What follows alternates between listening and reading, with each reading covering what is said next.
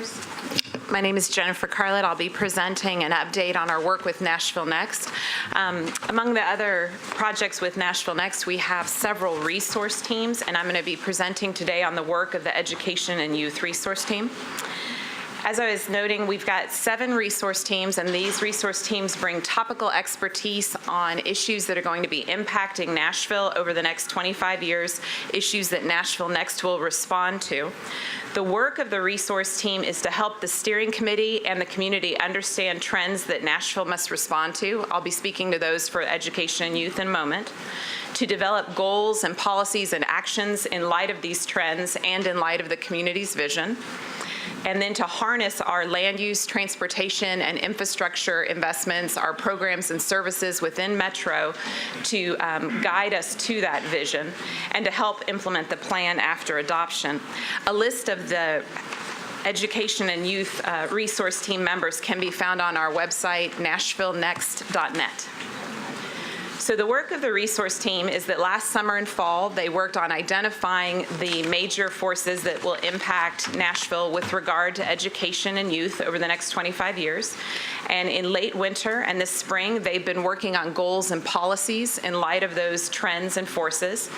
And then this fall, they'll be working on action items to implement those goals and policies after they've received feedback on the goals this summer from the community. In terms of the issues and trends that this resource team has discovered and discussed, they've spent quite a bit of time talking about school choice, school siting, and genuine access.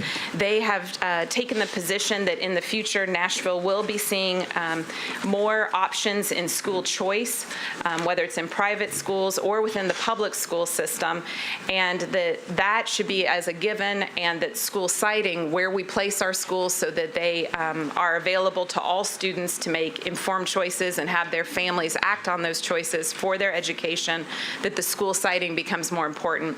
They've also adopted a conversation about genuine access and the idea that if you have a school available to you, it's not enough that you have the option to go there. We also need to discuss what barriers might exist to you going to that school, whether they're transportation barriers or financial barriers and the like. So they've looked at this broadly in terms of providing genuine access to children and families to go to the school of their choice.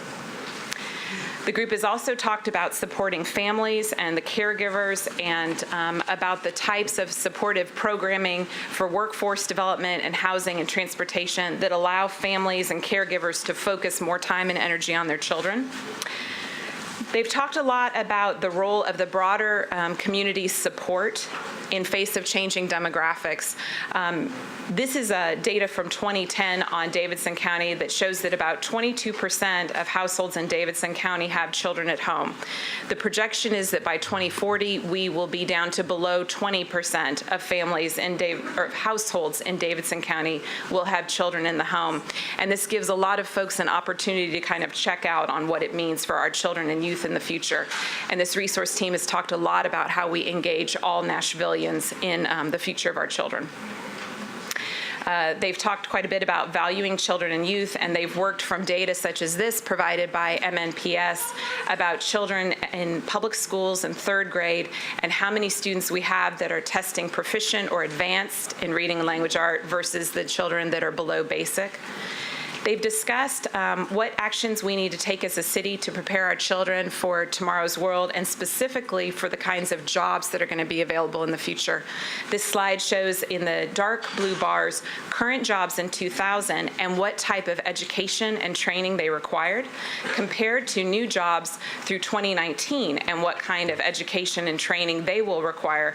And you can see that in the future, a GED and some experience or less, there will be fewer jobs available to folks with that level of education and training.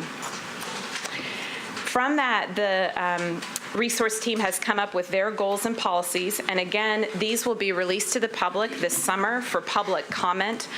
You're getting the short version here, but there's a longer version that will be available this summer.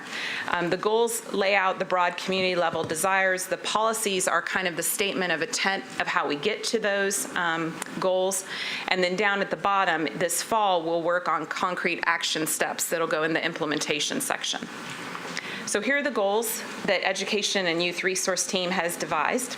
The first is talking about that community-wide vision and agenda and how we get the broad Nashville community, folks without children, folks whose children have grown up, to be involved in how we care for our children and families. The second focuses on education, and it's about providing children and their families and caregivers with quality education opportunities, the information to make an informed decision, and then genuine access to follow through on that choice. The third goal is about providing support and pathways for opportunity for families and caregivers so that they can focus more time on their children. And then the fourth is about making Nashville's neighborhoods safe and accessible and welcoming for families so that these children have good places to grow up, since their neighborhood can have such an effect on their childhood and on their future.